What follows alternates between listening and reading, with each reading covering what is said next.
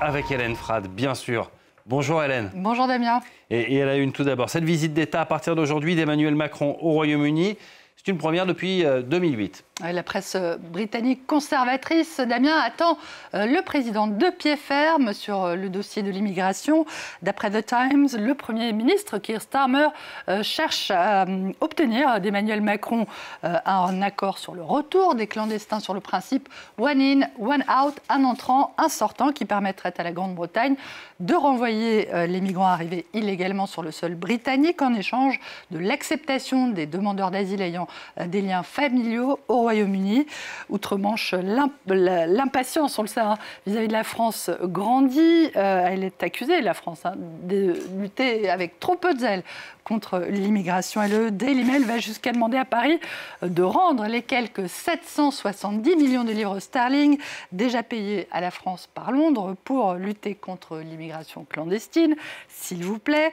À voir aussi avec le dessin de Blower, où Emmanuel Macron arrive à Douvres sur un petit small boat, un petit canot pneumatique, comme ceux que les clandestins prennent pour traverser la Manche.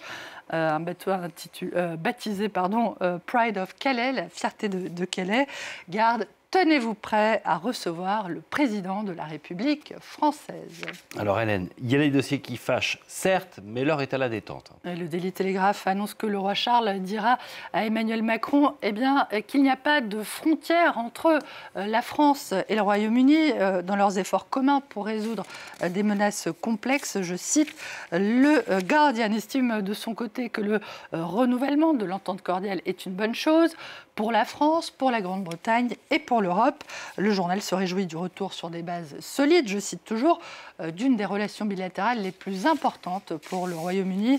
Et de ce côté-ci de la Manche, le Parisien aujourd'hui en France se prend même à rêver de la fin du French bashing, le dénigrement systématique de la France au Royaume-Uni par la grâce du Brexit et des Jeux Olympiques, selon le journal. Le Royaume-Uni confronté comme la France à l'aggravation de son déficit budgétaire. D'après le Financial Times, Downing Street laisse la porte ouverte à une augmentation des taxes sur les plus riches pour combler le déficit croissant après le recul du gouvernement la semaine dernière sur l'ampleur de la réforme de l'aide sociale provoquée par l'affront d'une centaine de députés travaillistes.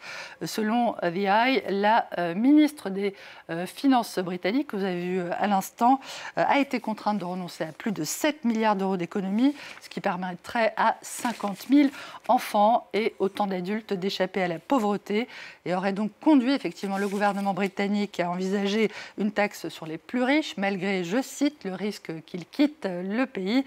Un argument dont se moque le dessinateur Morton Morland pour The Times. Un milliardaire lit son journal sur son super yacht et il juge que taxer la richesse, c'est un scandale parce que cela va lui coûter une fortune en évasion fiscale. La taxation des plus riches défendue ici en France par l'économiste Gabriel Zucman notamment. Dans une tribune publiée par Le Monde, 7 prix Nobel d'économie dont les Américains Paul Krugman et Joseph Stiglitz appellent à la mise en place de la taxe Zucman sur les plus fortunés. Ils n'ont jamais été aussi riches, mais ils contribuent peu par rapport à leur capacité aux charges communes. De Bernard Arnault à Elon Musk, les milliardaires ont des taux effectifs d'imposition plus faibles que ceux du contribuable moyen, rappellent les signataires, qui jugent la mesure incontournable à l'heure de la dérive donc des comptes publics qu'on a évoqué à l'instant et de l'explosion de l'extrême richesse. Explosion de l'extrême richesse et à l'autre bout de la chaîne alimentaire, un niveau de pauvreté record ici en France depuis 30 ans. C'est ce que fait apparaître le rapport de l'INSEE publié hier et relayé notamment par Le Parisien aujourd'hui en France, qui indique que les inégalités ont également fortement augmenté ces dernières années en raison précisément de la concomitance, de la baisse du niveau de vie des Français les plus modestes et de la hausse de celui des plus fortunés. À la rubrique record, toujours. Tout autre chose et dans un registre bien plus sympathique. Le nombre de spectateurs rassemblés le long du Tour de France pour cette 112e édition et déjà de plus d'1 million lors des premières étapes. Ouais, la Voix du Nord évoque l'incroyable ferveur du public sur le bord de la route, malgré une météo parfois capricieuse.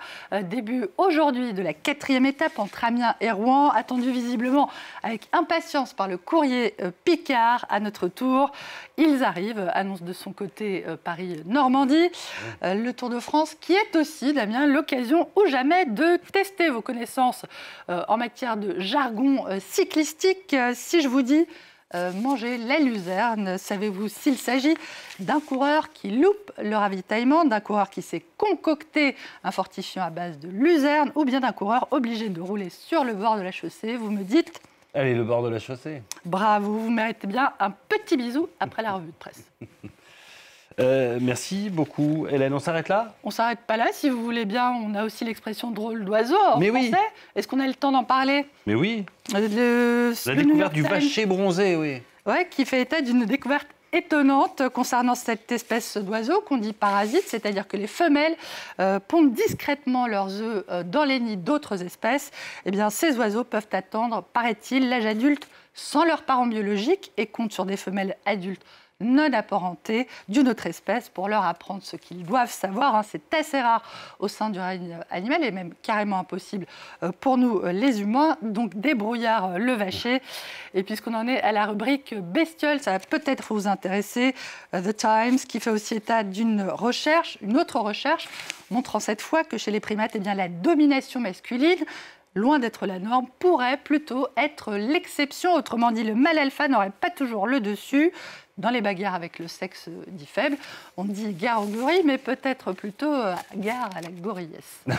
Merci beaucoup, Hélène. Allez, toute autre chose maintenant. Ce mardi, la Bosnie-Herzégovine débute